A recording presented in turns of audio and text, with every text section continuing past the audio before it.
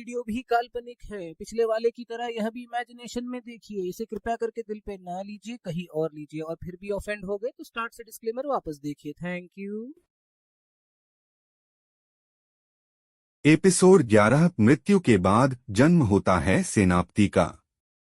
स्थान तपोवन एस्टेट की छत। आधी रात राघव एकांत में बैठा था। माँ की तलवार उसके सामने रखी थी। उसने 3 बार चेक इन किया और हर बार उसकी उम्र तो बढ़ी, लेकिन एक अजीब परिवर्तन भी शुरू हुआ। उसकी हड्डियां हल्की होने लगीं, उसकी त्वचा पर पुरानी लिपियां उभर आईं, जैसे कोई देवता उसे कुछ सौंप रहा हो। तभी तलवार से आवाज आई, राघव, अब वक्त है अपने जैसे भटके हुए आत्माओं को इकट्ठा करने का, उन्हें जिंदा रखने का, उन्हें लड़ने का कारण देने का। गठन वृक्ष की जड़ें। राघव ने अपने पुराने नौकरों को गुप्त रूप से बुलाया, कुछ किसानों को, कुछ सिपाहियों को और कुछ ऐसे साधकों को जिन्हें परिवार ने त्याग दिया था। हम कोई कुल नहीं बनाना चाहते, हम एक जड़ हैं जो जमीन में गहरी है, छिपी है, पर सबको जीवन देती है। वृक्ष की जड़ें राघव का गुप्त संगठन बन गया। उनका पहला मिशन था लिन यमराज के बचे हुए सैनिकों को जंगलों से निकालना। अन्या की नई शक्ति, वाक्य सिद्धि मंत्र। अन्या अब धीरे धीरे बोलने से डरने लगी थी, क्योंकि जो वो कहती वो हो जाता। काश वो गिर जाए। एक पहरेदार सच में गिर गया। काश बारिश रुक जाए। बादल वहीं थम गए। राघव समझ चुका था, माधवी की आत्मा का एक अंश अब अन्या में भी है, और वह कोई सामान्य लड़की नहीं, बल्कि वाक्य सिद्धि मुनि की पुनर्जन्मित पुत्री थी। अब अन्या को भी साधना शुरू करनी थी। पर कैसे? राघव ने निर्णय लिया, उसे गुरु विराहा बनाएंगी। विराहा का अतीत, नेहा का तीसरा टुकड़ा। प्रज्ञा के रूप में विराहा अब अधिक गंभीर हो चुकी थी। एक रात उसने राघव को बताया, राघव, नेहा की आत्मा 3 भागों में टूटी थी। मैं उसका युद्ध स्वरूप हूँ, अन्या उसकी शांति है। और तीसरा भाग, विनाश, वह भाग अब भी जीवित है, पर क्रोधित है, और उसे भूत नगरी के नीचे के काले जलाशय में बंद किया गया है। राघव की आंखों में सवाल था, क्या हमें उसे जगाना चाहिए? अगर समय आए और तुम्हें मुझसे भी लड़ना पड़े, तब शायद। हाँ। रात का आक्रमण। जब पहला रक्त गिरा। अचानक एक रात तपोवन एस्टेट के आधुनिक संरचनात्मक रेखाओं में कुछ कंपन हुआ। सिग्नल तुरंत आया, दक्षिण द्वार टूट चुका है, 300 यमराजी सैनिक अंदर घुसे हैं। राघव तलवार उठाकर उठा। वह अब वही राघव नहीं था जो 3 महीने पहले बिस्तर पर लेटता था। उसकी चाल धीमी पर अटल थी। उसने सिर्फ एक मंत्र बोला, आकृति जागो। तलवार से एक छवि निकली, माधवी की आत्मा। बेटा, अब मैं केवल तेरे आदेशों से चलूंगी, पर ध्यान रहे, हर बार तुझे जीवन से काटता जाएगा। महायुद्ध जीवन बनाम मृत्यु। राघव ने अकेले उस रात 50 सैनिकों को हराया। बाकी बचे सैनिकों को वृक्ष की जड़ों ने घेरकर खत्म कर दिया। पर इस युद्ध में एक चीज टूट गई, तपोवन एस्टेट की सबसे प्राचीन दीवार।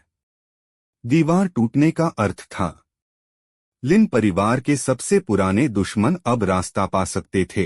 अंतिम दृश्य, अज्ञात राक्षसी मंदिर की हलचल। कई मील दूर एक पुरानी गुफा में एक पथरीली मूर्ति की आंखें हिलीं। राघव, मां की आत्मा से ढाल बनाना, बेटियों को संरक्षक बनाना, खुद के नाम पर संगठन बनाना। तू बहुत दूर चला गया है, अब मैं आ रहा हूं तुझे वही लाने जहां से तू आया था।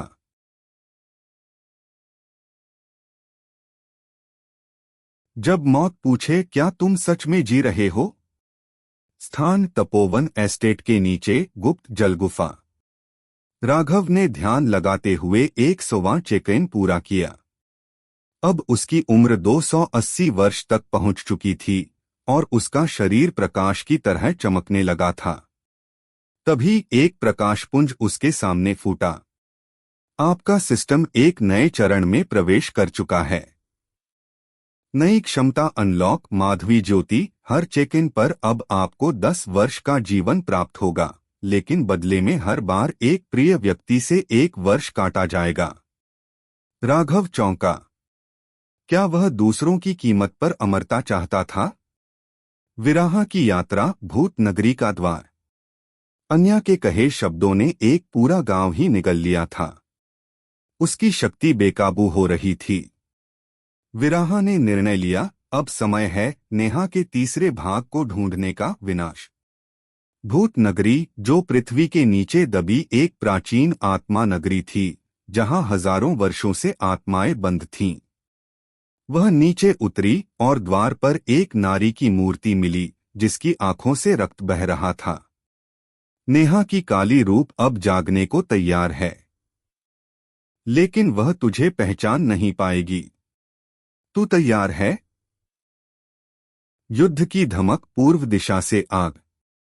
उसी रात राघव के गुप्त संगठन वृक्ष की जड़े को खबर मिली कि यमराज के शेष बचे सेनापति कृष्णाशन अब 10,000 साधकों की सेना लेकर तपोवन की ओर बढ़ रहे हैं। राघव ने तलवार निकाली, पर इस बार वह अकेला नहीं था। अन्या अब मंत्रों के बिना ही इच्छा शक्ति से परिवर्तन ला सकती थी। विराहा ने आत्मा संरक्षण कवच तैयार किया था और खुद राघव के पीछे अब 300 प्रशिक्षित आत्मानिष्ठ रक्षक थे। यदि हम आज न लड़े तो कल मरने का अधिकार भी छिन जाएगा। अंतःकरण की कसम, माधवी का सवाल। ध्यान के मध्य मां माधवी की आत्मा प्रकट हुई। बेटा, अमरता अच्छी है, पर किस कीमत पर? क्या तू सब कुछ पाकर भी खुद से दूर जा रहा है?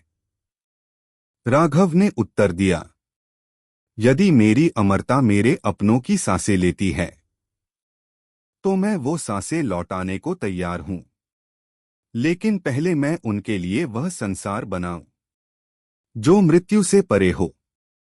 अंतिम दृश्य, नेहा का तीसरा रूप जागा। विराहा जैसे ही मूर्ति को छूती है, वह फट पड़ती है। काली ऊर्जा चारों ओर फैल जाती है। एक भयंकर नारी स्वर फूटता है, तूने मुझे क्यों जगाया, जब तू मुझे रोक नहीं सकेगी? विराहा रो पड़ी, क्योंकि शायद अब हमें तेरी जरूरत है।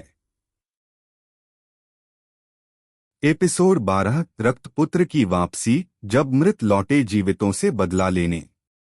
स्थान, यमगर्त वन, युन राज्य की सीमा। तपोवन से 1000 मील दूर एक वीरान और ठंडी घाटी में चंद्रग्रहण के दौरान धरती कांपी। हड्डियों की सोंधी गंध हवाओं में तैर रही थी। एक परछाई, जो वर्षों पहले मृत्यु को प्राप्त हो चुकी थी, आज फिर से सांस ले रही थी। रक्तपुत्र राघव का जुड़वां, जिसे जन्म के बाद ही यमलोक की भेंट चढ़ा दिया गया था, आज पुनर्जीवित हो चुका था। वह अब न शुद्ध मानव था, न ही आत्मा, वह था अधमृत, जो केवल बदले के लिए जी रहा था। भाई, मुझे जिंदा जलाया गया था और तू अमर होने की राह पर है। अब तुझे हर उस चीज का मूल्य चुकाना होगा जिसे तूने पाया है। राघव की आत्मिक दुविधा। राघव तपोवन के आड़ू पेड़ों के बीच ध्यान कर रहा था। चंद्रमा का प्रकाश उसकी त्वचा पर गिरते ही माधवी ज्योति का असर तेज हो गया। वह हर चेक इन पर जीवन पा रहा था, लेकिन उसे अन्या की उम्र तेजी से कम होती दिख रही थी। एक रात वह डर के मारे उठ बैठा। अन्या की सांसें कम पड़ रही थीं। उसकी मां माधवी ने कहा, तू जिसे बचाने आया था, उसी को तू खो रहा है। अमर बनने की लालसा कहीं तुझे इंसान से राक्षस तो नहीं बना रही? विराहा की घबराहट और नेहा का टूटना। भूत नगरी की गलियों में विराहा अब विनाश नेहा की उपस्थिति से टूट रही थी। नेहा, जो कभी प्रेम और करुणा की प्रतिमूर्ति थी, अब शक्ति की भूखी देवी बन चुकी थी। वह विराहा को पहचानती नहीं थी। तू मेरे अंधकार को रोकेगी या उसी में समा जाएगी? विराहा रोते हुए बोली। अगर मेरी मृत्यु से तू फिर मुस्कुरा सके तो मैं यही चाहूंगी। और उसने अपनी छाती पर वार किया। आत्मिक बलिदान। नेहा की आंखों में एक झलक आई, पुरानी नेहा की। मगर वह झलक उतनी ही क्षणिक थी जितनी एक टूटते तारे की। युद्ध की पूर्वध्वनि, कृष्णाशन और रक्तपुत्र का मिलन।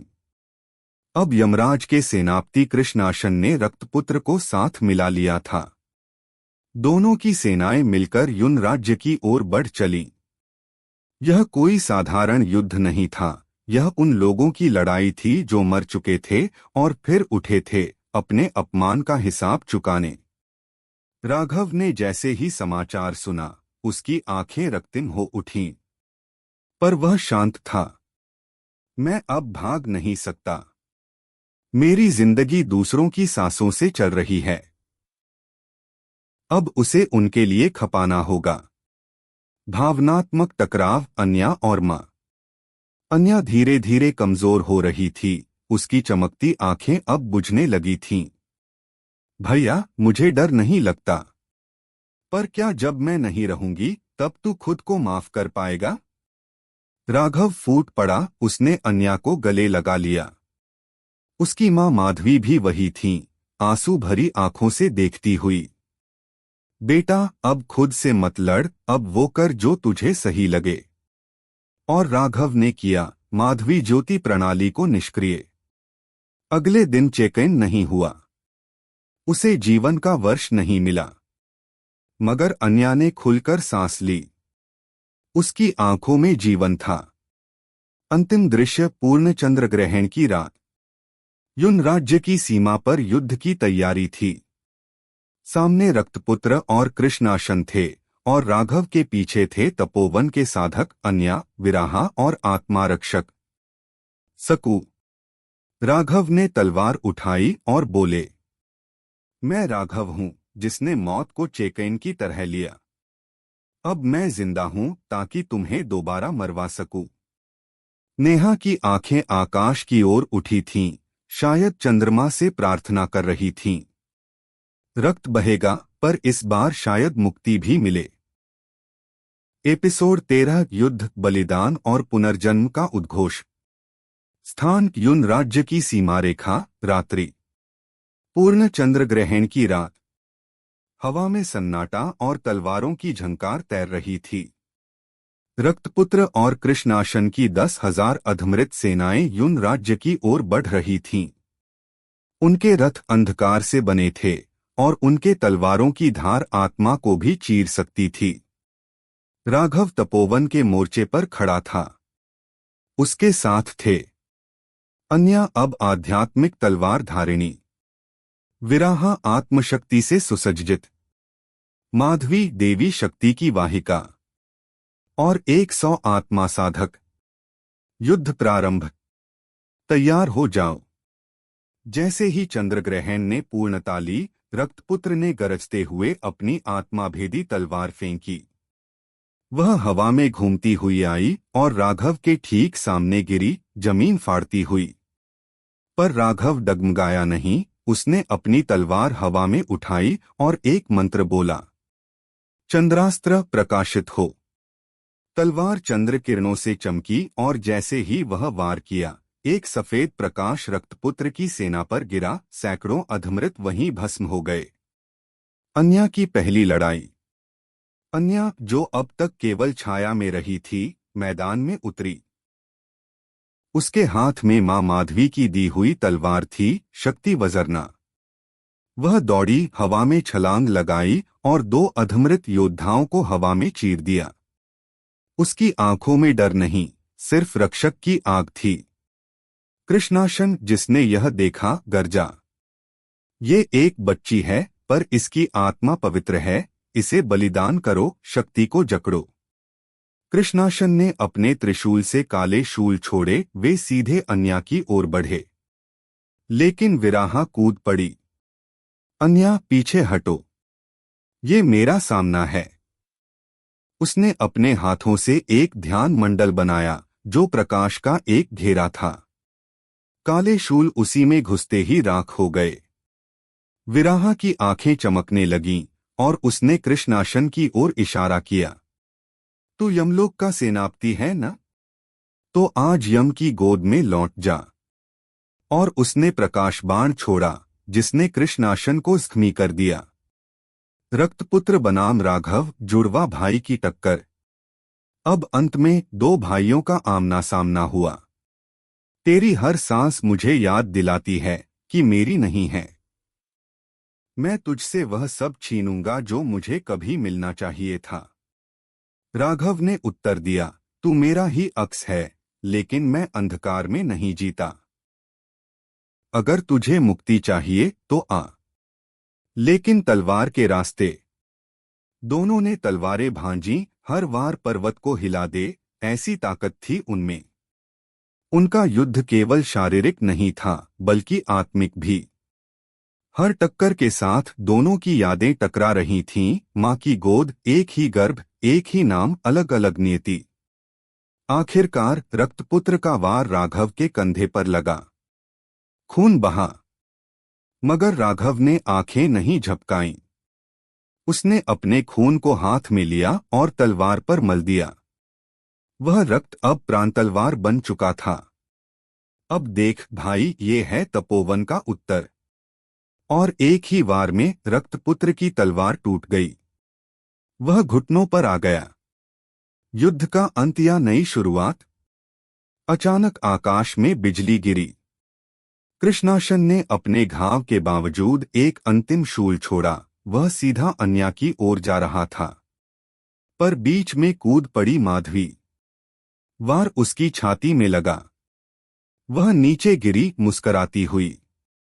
एक माँ के लिए यही सबसे बड़ा बलिदान है। राघव चीखा, माँ, और उसकी आंखों से ऐसी लौ निकली। एपिसोड 14, यम का आमंत्रण, जब जीवन और मृत्यु के बीच एक पुल बनता है।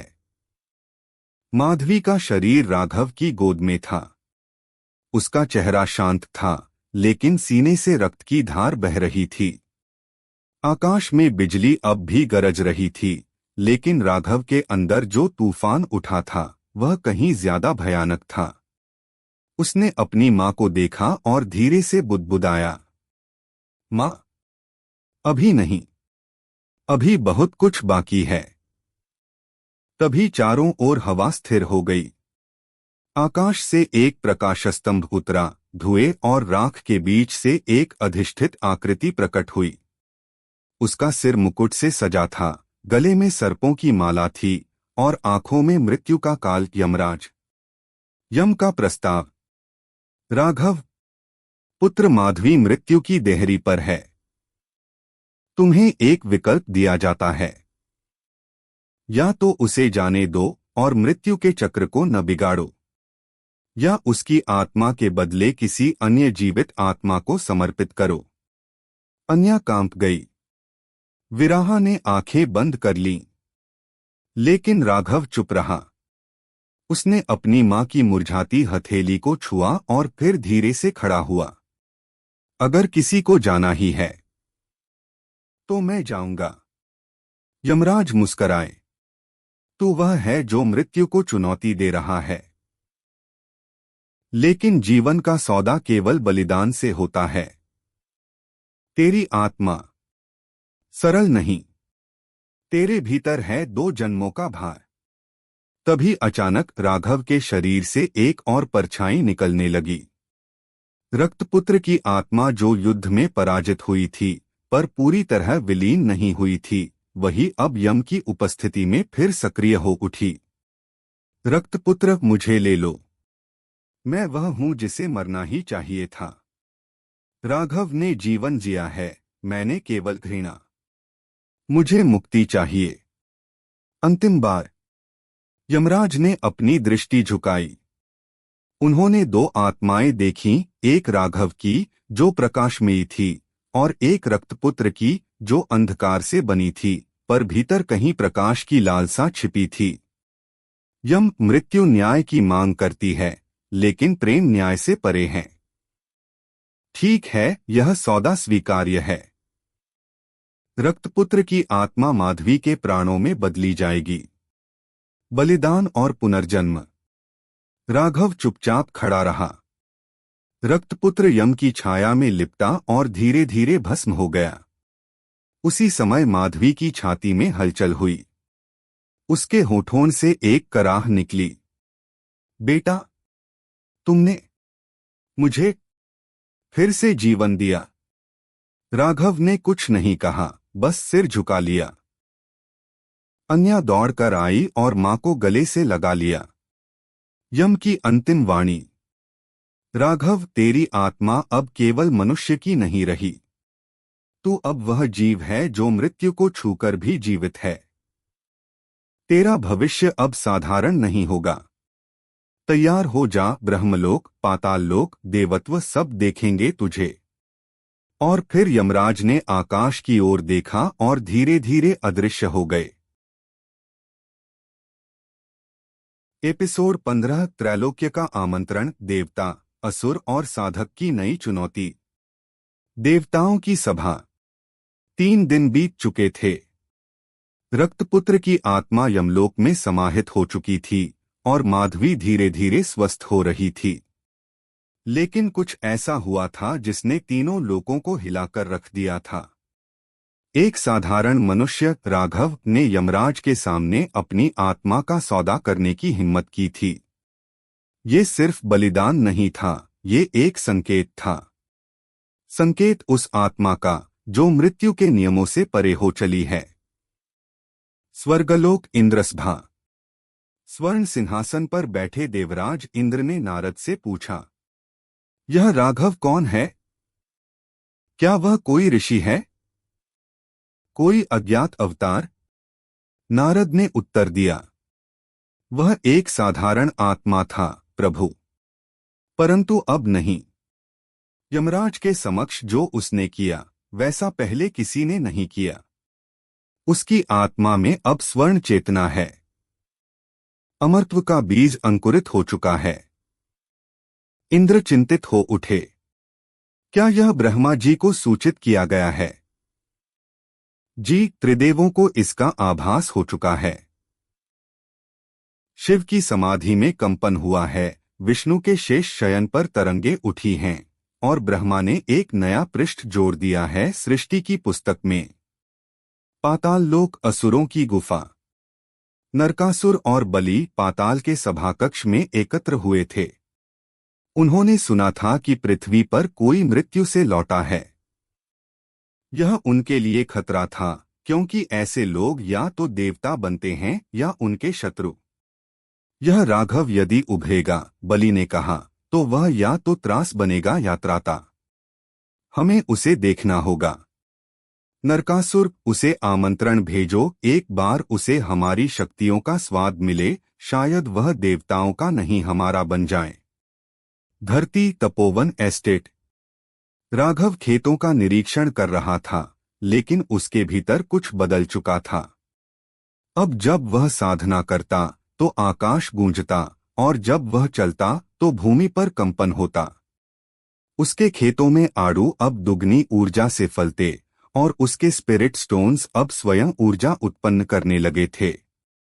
रात्रि को जब वह ध्यान में बैठा तो एक दिव्य प्रतीक आकाश से उसके समक्ष प्रकट हुआ। एक स्वर्ण पत्र, उस पर लिखा था, त्रैलोक्य का निमंत्रण। राघव पुत्र माधवी को आमंत्रित किया जाता है, देव, दानव और यम के द्वारा, तीनों लोकों के मध्य संतुलन के प्रतिनिधि रूप में। प्रवेश द्वार, रात्रि के तीसरे पहर, जब चंद्रमा पूर्ण हो और आत्मा शांत हो। अन्या की चिंता। भैया, आप क्यों? हर बार आप ही क्यों चुन लिए जाते हो? राघव ने अपनी बहन को देखा और मुस्कुरा दिया। क्योंकि जिसने मृत्यु देखी है, वही जीवन की कीमत समझता है। मुझे चलना होगा, लेकिन मैं लौटूंगा, अपने खेतों के लिए, अपनी माँ के लिए और तुम्हारे लिए। यात्रा का आरंभ। रात्रि के तीसरे पहर राघव ने एक साधना यंत्र से द्वार खोला, वह द्वार जो त्रैलोक्य की सीमाओं को लांघ सकता था। जैसे ही उसने उसमें कदम रखा, हवा ठहर गई, समय सिमट गया और उसका शरीर प्रकाश बनकर गायब हो गया। वह एक ऐसी जगह पहुंचा जहां न दिशा थी न समय। वहां केवल ऊर्जा थी, ब्रह्मांड की मूल चेतना। वहां यमराज, इंद्र और बलि तीनों उसकी प्रतीक्षा कर रहे थे। यम, राघव, क्या तू जानता है कि यह स्थान क्या है? इंद्र, यह त्रैलोक्य का संगम है। यहाँ केवल वही बुलाया जाता है जो तीनों लोकों में संतुलन बना सके। बलि, और संतुलन केवल शक्ति से आता है। त्रिपरीक्षा प्रारंभ। 3 परीक्षण निर्धारित हुए। 1. विवेक की परीक्षा, यमराज द्वारा, जहां राघव को एक आत्मा को बचाने या दंड देने का निर्णय लेना था। 2. बल की परीक्षा, इंद्र द्वारा, जहां उसे इंद्र के वज्र से भिड़ना था, बिना उसे तोड़े। 3. वासना की परीक्षा, बलि द्वारा, जहां राघव को माया के जाल से बाहर आना था। हर परीक्षा राघव के अस्तित्व को चुनौती दे रही थी, पर वह डगमगाया नहीं। यम की परीक्षा में उसने न्याय को दया से संतुलित किया। इंद्र की परीक्षा में उसने शक्ति को विनम्रता से झुकाया। बलि की परीक्षा में उसने आत्मसंयम से माया को भेद दिया। त्रैलोक्य का निर्णय। तीनों शासकों ने सिर झुका दिया। तू अब केवल राघव नहीं, तू त्रैलोक्य नायक है, तीनों लोकों का प्रतिनिधि। तू जहां रहेगा, संतुलन रहेगा। तू जिससे लड़ेगा, उसका अंत निश्चित होगा। राघव के माथे पर अब एक चमकती ऊर्जा की रेखा प्रकट हुई। वह न तो तिलक था, न तीसरी आंख, वह त्रिगुण शक्ति की मुहर थी। आगे क्या? क्या राघव अब तीनों लोकों के संतुलन का रक्षक बन जाएगा? या उसका यह उदय आने वाले किसी महायुद्ध की भूमिका है? एपिसोड 16, जब त्रैलोक्य कांप उठे, राक्षसों का उदय। प्रारंभ। अंधकार की गहराइयां।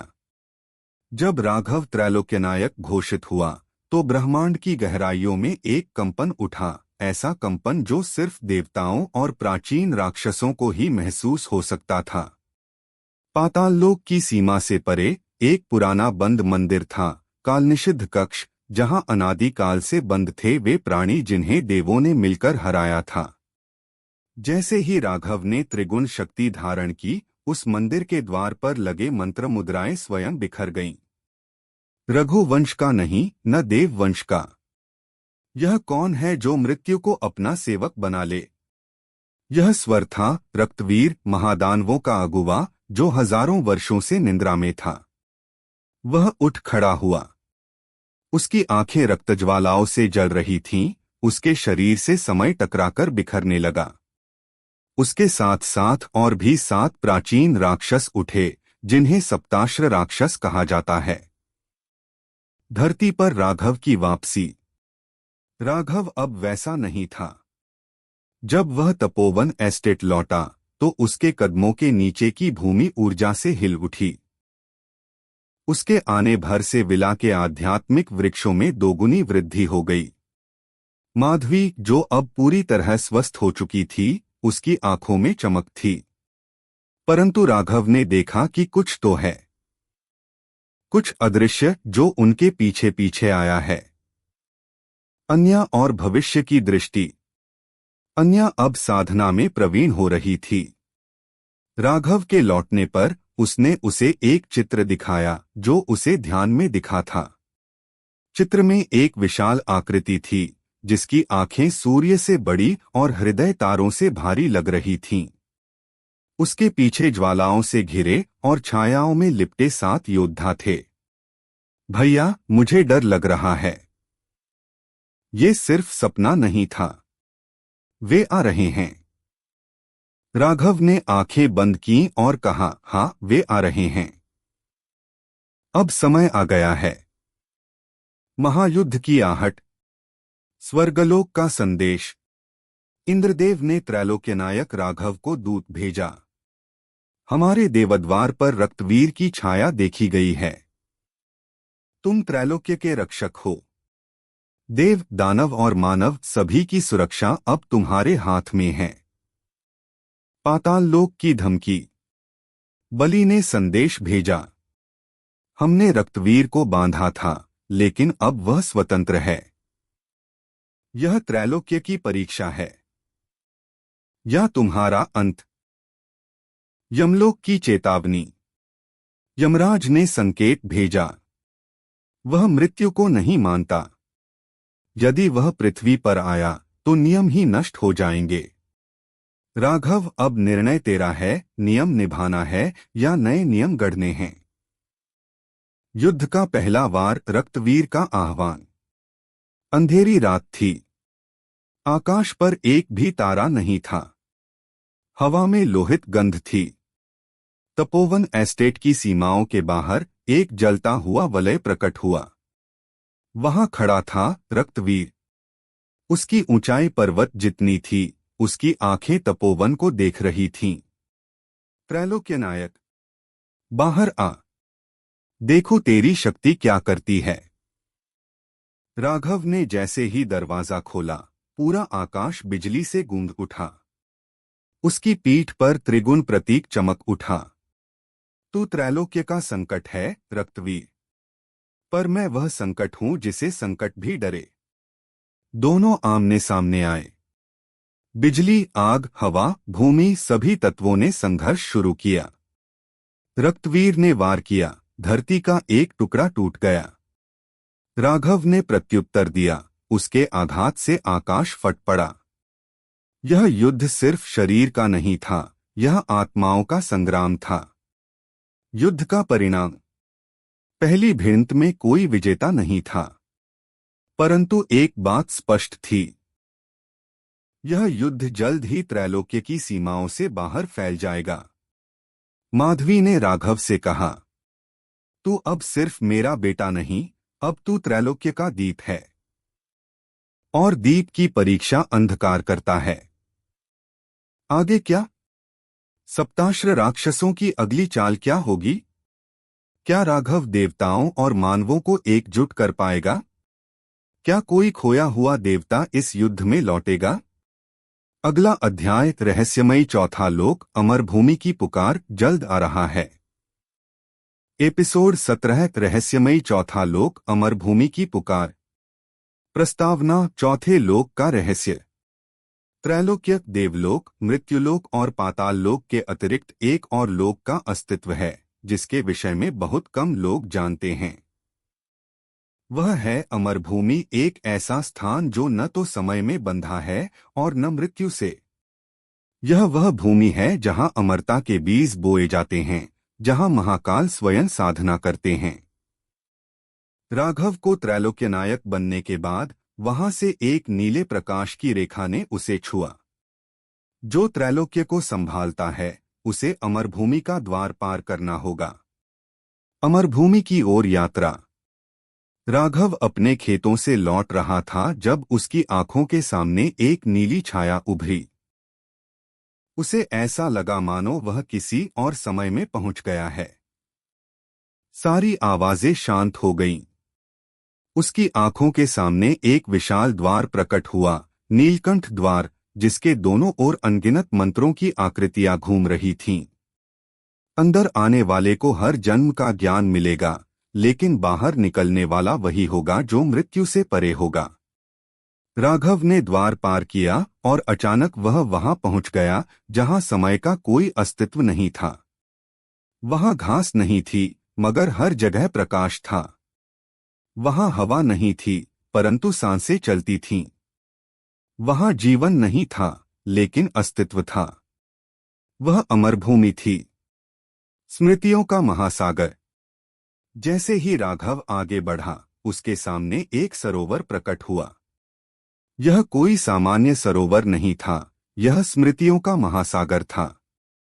जैसे ही उसने उसमें झांका, उसे अपने सभी पिछले जन्म दिखने लगे।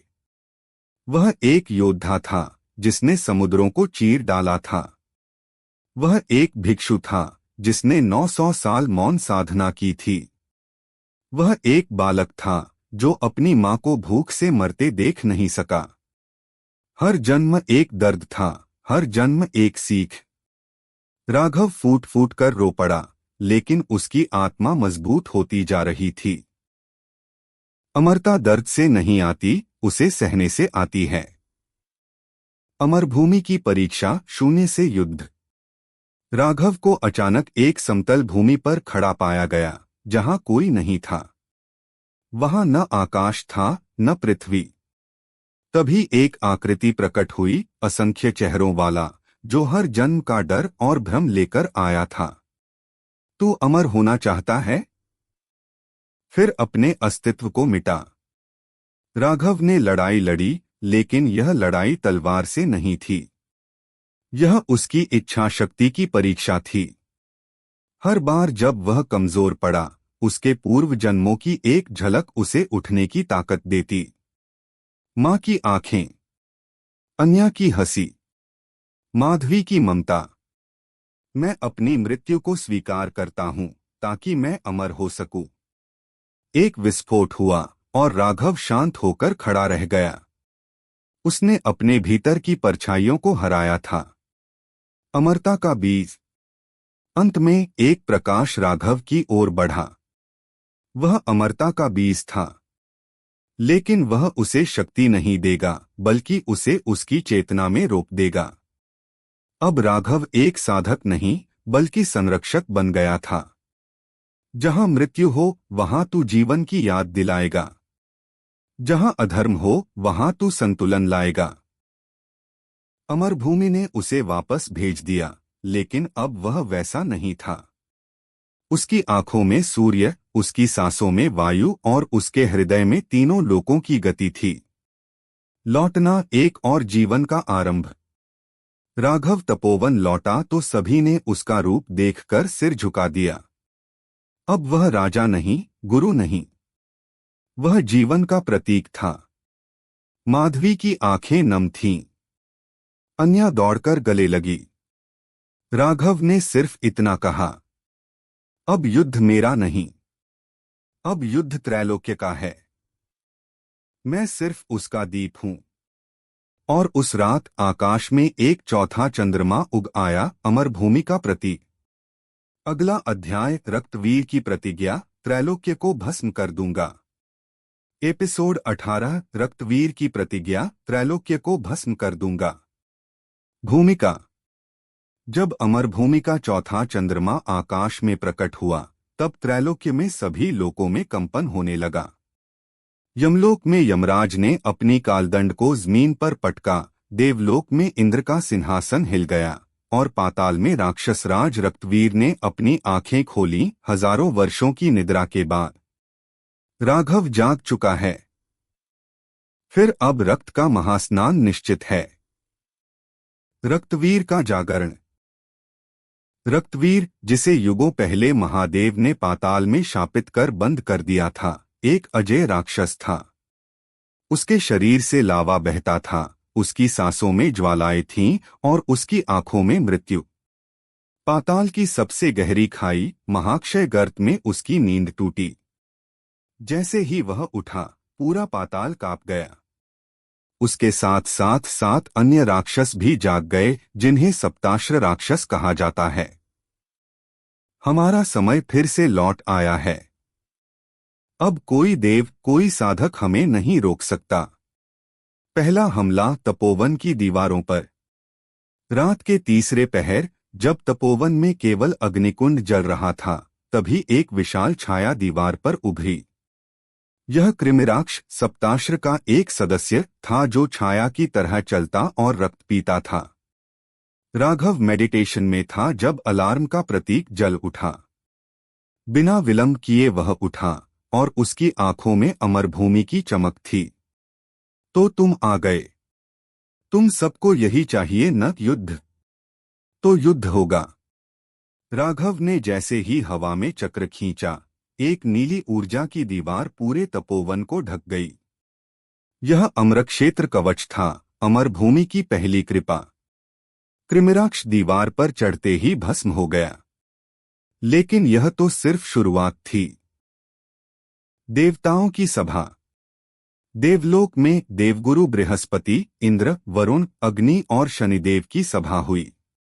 बृहस्पति राघव अब सिर्फ एक साधक नहीं, त्रैलोक्य की कुंजी है। इंद्र पर रक्तवीर को रोकने के लिए क्या वो पर्याप्त है? शनिदेव, जब भाग्य टूटता है तभी नायक जन्म लेता है। राघव ही वह नायक है। देवताओं ने निर्णय लिया, राघव को त्रिशक्ति चक्र प्रदान किया जाएगा, जिसे केवल वही चला सकता है जिसने मृत्यु को पार किया हो। राघव की परीक्षा, त्रिशक्ति चक्र। अगले दिन राघव को स्वप्न में एक आकाशीय दूत मिला जो उसे त्रिशक्ति चक्र की ओर ले गया, एक ऐसा अस्त्र जो देवलोक, मृत्युलोक और पाताल लोक की शक्ति को समाहित करता है। यह चलाना आसान नहीं। यह तुम्हारी आत्मा की शुद्धता और त्याग की सीमा पर निर्भर करता है। राघव ने चक्र को हाथ में लिया और उसकी हथेली से रक्त बहने लगा, लेकिन चक्र रुक गया। तब उसकी मां माधवी की पीड़ा, अन्या की मासूमियत और तपोवन के लोगों का विश्वास उसकी स्मृति में आया। वो चक्र फिर से घूम उठा, इस बार पूरे आकाश को काटते हुए। यह संकेत था, राघव अब त्रैलोक्य सेनापति है। रक्तवीर की घोषणा। महाक्षय गर्त के ऊपर रक्तवीर खड़ा था, उसके चारों ओर ज्वालामुखी फट रहे थे। मैं रक्तवीर अब त्रैलोक्य का नाश करूंगा। देव, मानव, साधक सबको रक्त से धो दूंगा। और उस राघव को मैं अपने ही खून में डुबो दूंगा। उसने अपने 7 राक्षसों को आदेश दिया, तपोवन की रक्षा तोड़ो, राघव को मेरे सामने लाओ। समापन दृश्य। राघव खड़ा था, त्रिशक्ति चक्र हाथ में, नीली ऊर्जा से घिरा हुआ। उसके सामने 7 राक्षस धीरे धीरे पाताल से उठ रहे थे। माधवी दूर खड़ी यह दृश्य देख रही थी और उसकी आंखों में डर नहीं, विश्वास था। अन्या उसकी ओढ़नी पकड़े कह रही थी, भैया, क्या यह अंत है? नहीं अन्या, राघव ने कहा, यह आरंभ है अमरता के युद्ध का। अगला अध्याय, सप्ताश्र बनाम त्रिशक्ति तपोवन पर महासंग्राम। एपिसोड 19, सप्ताश्र बनाम त्रिशक्ति तपोवन पर महासंग्राम। प्रारंभिक उथल पुथल। जब 7 राक्षस सप्ताश्र महाक्षय गर्त से बाहर निकले तो पूरा आकाश धधक उठा। हर लोक में मंत्रों की ध्वनि तेज हो गई और सभी महान साधकों को चेतावनी मिल गई। त्रैलोक्य अब एक युद्ध क्षेत्र है। रक्षक जागो, वरना सब भस्म हो जाएगा। तपोवन की सीमाओं पर अंधकार की दरारें पड़ने लगीं। विला के सभी संरक्षक मंत्र और कवच सक्रिय कर रहे थे और राघव ध्यान की मुद्रा में त्रिशक्ति चक्र को अपने चारों ओर घुमा रहा था। पहला आक्रमण, अग्निमंथन। राक्षसों में सबसे पहले वह निराक्ष आया जो लावे और अग्नि का स्वामी था। उसने आसमान से आग की बौछार बरसानी शुरू कर दी। आकाश से जलते हुए उल्काएं गिर रही थीं और आध्यात्मिक आड़ू के पेड़ों में आग लग गई। यह आड़ू का बाग नहीं, यह अब रणभूमि है। राघव ने हवा में उभरे चक्र से एक नीला घेरा खींचा और सारे जलते पेड़ों पर जलवायु मंत्र का प्रयोग किया। क्षण भर में आग ठंडी पड़ गई, पर वह निराक्ष अब उसके सामने खड़ा था। द्वंद्व शुरू हुआ। वह निराक्ष ने अपने लावे से बने भाले से हमला किया और राघव ने त्रिशक्ति चक्र को घुमाया। ढाल और चक्र की टक्कर से पूरी विला कांप गई। एक क्षण में राघव हवा में उड़ा और चक्र को नीचे लाते हुए कहा, त्रिशक्ति चक्र, नाश मंत्र। चक्र में 3 रंग चमके, नीला देवलोक, काला मृत्युलोक और लाल पाताल। वह निराक्ष का शरीर 3 हिस्सों में कट गया और वह जलकर राख हो गया। तपोवन के लोग जागे। गांव वाले जो अब तक डरे हुए थे, अचानक देख रहे थे कि उनका स्वामी सिर्फ एक कमजोर साधक नहीं रहा, वह सेनापति बन चुका था। लोगों ने मंत्र पढ़े और कुछ बुजुर्ग साधक आकर बोले, स्वामी राघव के चरणों में जीवन है, हम भी युद्ध करेंगे। तपोवन के नौजवानों ने हाथों में कृषि औजार लिए और युद्ध की तैयारी शुरू कर दी।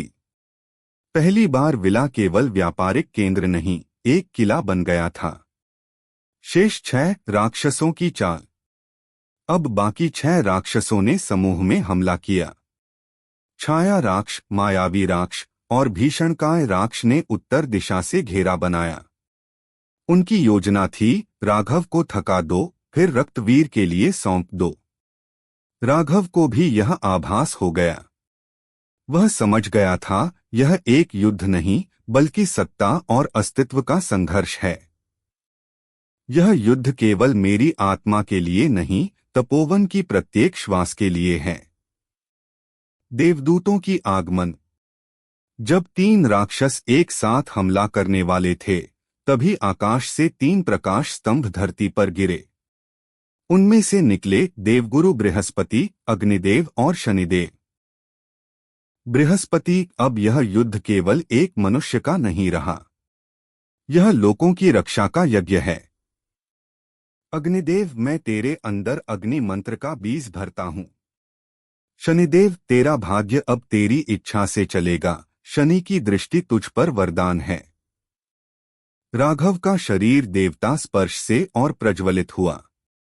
उसके बाल हवा में उड़ने लगे और त्रिशक्ति चक्र अब एक ध्वनि में बदल गया, ओम रक्त विनाशाय नमः। युद्ध की पहली भेंट। राघव ने पहले भीषणकाय राक्ष को ललकारा। वह राक्षस गगन जितना ऊंचा था और उसकी छाया ही गांव को ढक देती थी। राघव ने हवा में उड़ते हुए कहा, अब गिरने का समय तेरा है। उसने चक्र को 4 भागों में बांटा, हर एक हिस्से में एक तत्व समाहित था, जल, अग्नि, वायु और पृथ्वी। भीषणकाय जैसे ही हमला करने दौड़ा, चारों चक्रों ने उसे चारों दिशा से काटा, वह जमीन पर गिरा और उसकी मौत से आकाश सुर्ख हो गया। अंतिम दृश्य। बाकी 5 राक्षस पीछे हटे। अब वे समझ चुके थे, यह साधारण युद्ध नहीं, यह त्रैलोक्य धर्मयुद्ध है। राघव भूमि पर उतरा, उसका शरीर थका हुआ था लेकिन आत्मा प्रज्वलित थी। लोगों ने उसे घेरा और जय घोष किया। अमर सेनापति की जय। राघव ने कहा, यह अभी शुरुआत है। रक्तवीर अब भी जीवित है और मैं उसे समाप्त करने की प्रतिज्ञा करता हूं। अगला अध्याय, माधवी की गाथा, रक्तवीर से जुड़ा रहस्य, जिसमें राघव की मां का अतीत सामने आएगा और पता चलेगा कि रक्तवीर से उसका क्या संबंध है। एपिसोड 20, माधवी की गाथा, रक्तवीर से जुड़ा रहस्य। मां का अतीत। तपोवन के महासंग्राम के अगले ही दिन, जब आकाश में अभी भी राख के बादल मंडरा रहे थे, राघव अपनी मां माधवी के कक्ष में पहुंचा। वह कमरा सामान्य से कहीं अधिक शांत था। माधवी एक पीले रेशमी वस्त्र में ध्यानस्थ बैठी थीं, और उनके पीछे एक प्राचीन चित्र था जिसमें एक साधक और एक राक्षसी आकृति एक साथ खड़े थे। राघव ने देखा और पूछा, मां, यह चित्र, क्या यह रक्तवीर है? माधवी की आंखें खुली। उनमें कोई मां की कोमलता नहीं थी। उनमें वो आग थी जो वर्षों से दबी हुई थी। तू पूछ ही बैठा। अब सच छुपाने का कोई अर्थ नहीं। बैठ जा राघव। आज तुझे तेरी मां नहीं, एक युग की साक्षी सुनाएगी। 300 वर्ष पूर्व जब माधवी रक्तवीर की शिष्य थी, माधवी तब केवल 18 की थीं। वह किसी भी महान कुल से नहीं थीं, बल्कि एक साधारण ग्राम की कन्या थीं, जिसे एक दिन एक रहस्यमयी साधक ने बचाया था। वही था रक्तवीर। तुम्हारा साहस तुम्हारे भीतर है। क्या तुम मेरी शिष्या बनोगी? उसने पूछा और माधवी ने सिर झुकाकर स्वीकृति दी थी। तब वह नहीं जानती थी कि वह एक महर्षि नहीं, एक पतित देवता था जिसे स्वर्ग से निष्कासित किया गया था। रक्तवीर ने उसे मंत्रों, अस्त्रों और ध्वनि साधना में पारंगत कर दिया। उन्होंने साथ में हिम गुफाओं में ध्यान किया, 7 वर्षों तक अमरता के सूत्रों पर साधना की। पर धीरे धीरे रक्तवीर का असली स्वरूप प्रकट हुआ। वह युद्ध और वध का देवता था, जो त्रैलोक्य पर अधिकार चाहता था। उसने अपने अनुयायियों की बलि देना शुरू कर दिया, अमरता के लिए। माधवी विरोध करने लगी। वह भाग गई। उस समय वह गर्भवती थी, राघव का बीज उसके भीतर था। लेकिन यह बात उसने कभी किसी को नहीं बताई। वर्तमान में खुला रहस्य। राघव स्तब्ध था। क्या मैं रक्तवीर का पुत्र हूं? माधवी ने चुपचाप सिर हिलाया। पर मैं उस बीज को शुद्धि में ले गई थी। तेरे जन्म के समय मैंने पवित्र अग्नि में शुद्धिकरण करवाया था। तू रक्तवीर का रक्त नहीं, पर उसके भाग्य की अग्नि जरूर है। राघव उठा। उसके भीतर भावनाओं का तूफान था। क्या वह शुद्ध था? क्या उसका जीवन एक अपराध के अंकुर से शुरू हुआ था, पर फिर उसने अपनी मां की आंखों में देखा। उनमें कोई अपराध बोध नहीं था, केवल साहस था। वही साहस जो किसी मां के पास होता है, जो दुनिया से लड़कर अपने बच्चे को बचाती है। मां, तुमने मुझे बचाया। अब मेरी बारी है। मैं रक्तवीर के विरुद्ध खड़ा होऊंगा, चाहे वो मेरा सृष्टिकर्ता ही क्यों न हो। माधवी की आंखों से आंसू छलक पड़े। पहली बार उसने राघव को आलिंगन में लिया। रक्तवीर की चेतावनी तभी आकाश में बिजली चमकी। वायुमंडल लाल हो गया। एक गहन आवाज गूंजी, राघव, मेरा पुत्र, तू मेरे विरुद्ध तलवार उठाएगा? तुझे तेरे रक्त से शुद्ध करूंगा। 3 दिन बाद जब पूर्ण चंद्रमा उगेगा, युद्ध होगा। और उस दिन या तो तू रहेगा या मैं। तपोवन कांप गया। आकाश में रक्तवर्णीय नेत्र दिखाई दिए। यह अंतिम युद्ध का आह्वान था। अंतिम तैयारी शुरू। राघव ने अपने शिष्यों और सेवकों को बुलाया। उसने घोषणा की, 3 दिन बाद हम युद्ध करेंगे। पर यह केवल तलवारों से नहीं, आत्मा की शक्ति से होगा। तपोवन के हर प्राणी को यह निर्णय लेना होगा कि वे किस ओर हैं, अपने रक्त के साथ या सत्य के साथ। ग्राम के हर कोने से आवाज आई, हम सत्य के साथ हैं, सेनापति राघव के साथ हैं। अगले 3 दिन पूरे तपोवन में शस्त्र निर्माण, मंत्र जाप और ध्यान का अभ्यास हुआ। हर द्वार पर दीप जलाए गए।